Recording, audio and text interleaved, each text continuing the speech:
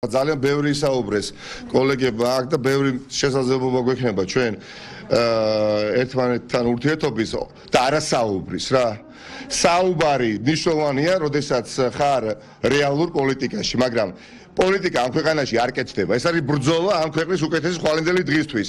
აქეთ მხარეს არის ისტორიის მხარეს ჯანსაღი ნაწილი საზოგადოების და იქით მხარეს მეორე მხარეს არის ბიძინა ივანიშვილი, მილიარდერი, ოლიგარქი, საკუთარი მოსამსახურე პერსონალებით, რომლებიც თანამდებობებზე ყავთ დანიშნული და ერთ-ერთმა ასეთმა თანამდებობის პირმა, პირადმა იურისტმა, რომელიც უზენაეს სასამართლოში გაამწესა თავმჯდომარედ. ხო, ზეპირი მოსვენის გარეშე ხახტო ეს თქვენს ბანად გავიმეორე, გინახავთ ოდეს მე ამდენად რეზონანსულ საქმეზე, უპრეცედენტულ საქმეზე. ეხლა რა საპირებს ოპოზიცია შედეგი დადგა უკვე და როგორ აპირებს მოქმედებას ოპოზიცია? თქვენ თქვით უკვე რომ შეწყდა მოლაპარაკებები მე ხაზე გავუსვათ და გაგახსენოთ რამდენად ვერაგი და უზენაო ხელისუფლება გვყავს. ეხლა ხო გაეცა პასუხი ყველა კითხვას თუ რატო წაართვეს გიგი უგულოვას პასპორტი. როდესაც ზონდერები მიგზავნილი აეროპორტში თავს დაესხნენ გოგა გაბაშვილს და გიგი უგულოვას, ვიდეო ფირები დღესაც ვერ იხილეთ, ხო თქვენ? სადაც ჩანს როგორ ესხიან სპორტსმენები. და ორ დღეში ბრალი აქეთ წაუყენეს ადამიანს მხოლოდ და მხოლოდ იმიტომ, რომ პასპორტი წაერთვათ და რატომ? თეორიულად ხომ შესაძლებელი იქნებოდა, რომ გიგი უგულოვა მაგალითად დალოდებოდა აი ამ ვითომ სასამართლოს გადაწყვეტილებას საზღვარგარეთ. ხო? მიუხედავად არ უნდათ ამის გაკეთება, უნდა რომ ივანიშვილი ყოფილიყო გუგულოვა ქვეყანაში და გარანტია ქონოდა თუ დაიჭერდნენ მას. მე დაწუნებული ვარ გიგი რომ ყოფილიყო საზღვარგარეთ ის აუცილებლად ჩამოვიდოდა, მაგრამ მეტი გარანტია აიღეს. და პასპორტიც კი ჩამოვართვეს იმ სახით, რა სახითაც ჩამოვართვეს. მაგრამ ახლა მინდა მიმართო განსაკუთრებით იმ კატეგორიი ადამიანებს ჩვენ ქვეყანაში ვინც შემორჩა და სულ უფრო და უფრო მცირდებიან, ვისაც არ ვიცი მე ჩვენათა აქვს ამ ხელისუფლების შედარება წინა ხელისუფლებასთან.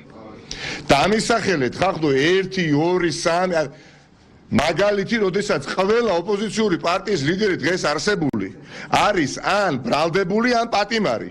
ირაკლი ოქრუაშვილი რისთვის ყავთ ციხეში, რისთვის ყავთ? არაფრისთვის, არანაირი მტკიცებულება არ არსებობს. შემთხვევით იმიტომ ხომ არა, რომ უბრალოდ საფრთხე წარმოადგენდა ივანიშვილისთვის. გიგი უგულოვას რატო დააკავეს? და ჩვენ მქონდა სხვა გეგმაც, მაგრამ გიგი უგულოვას თხოვნა იყო რომ ის თავისი ფეხით შევა და ჩვენ გავაგრძელოთ მისი საქმეც, მისი წილი გასაკეთებელიც ჩვენ გავაკეთოთ. ბატონიკა, რა საპირებს ხვალიდან ოპოზიცია? ვაპირებთ ბოლომდე ბრძოლას სიცოცხლის უკანასკნელ ამოსუნთქვამდე, ხახტო? ჩემი შვილისთვის ჩემი ოჯახის წევრებისთვის, თქვენი ოჯახის წევრებისთვის, ოცნების ვითომ ხარდაჭერების ოჯახის წევრებისთვის და ამ ქვეყნის მოსახლეობის უკეთესი ხვალინდელი დღისთვის ვაპირებთ ყველანი ბრძოლას.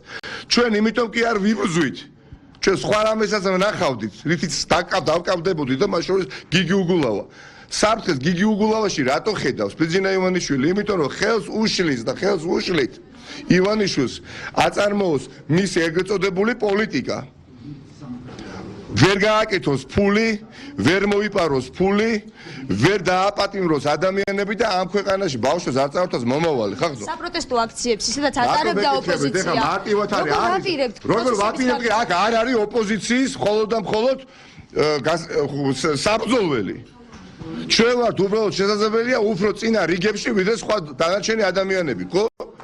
ან ქვეყანას ექნება ნათელი მომავალი, ან სახელმწიფო როგორც ასეთი შედგება, ან უნდა დავნებდეთ ბიძინა ივანიშვილს და როგორ გონიათ ბიძინა ივანიშვილს დანებდება ქართველიერი?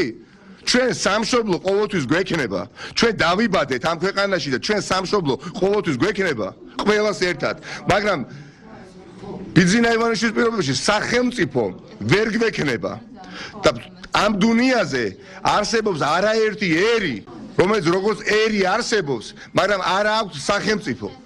და ამ სახელმწიფოს საფუძვლები არათუ შეურყია ივანიშვილმა, არამედ გამოვაცალა მთლიანად და წელს არის გადამწყვეტი ბრძოლა, სადაც ძალიან მწარედ დამარცხება ივანიშვილის ეს ოლიგარქიული წესწყობილება და გიგი უგულოვას ვარაკად ახლა დღეის მდგომარეობით შეეწირა ამ ბრძოლას და აგერ თქვენ და აგერ მე ვნახავთ რა მოხდება უახლოეს პერიოდში ბიძინა ივანიშვილის თავზე.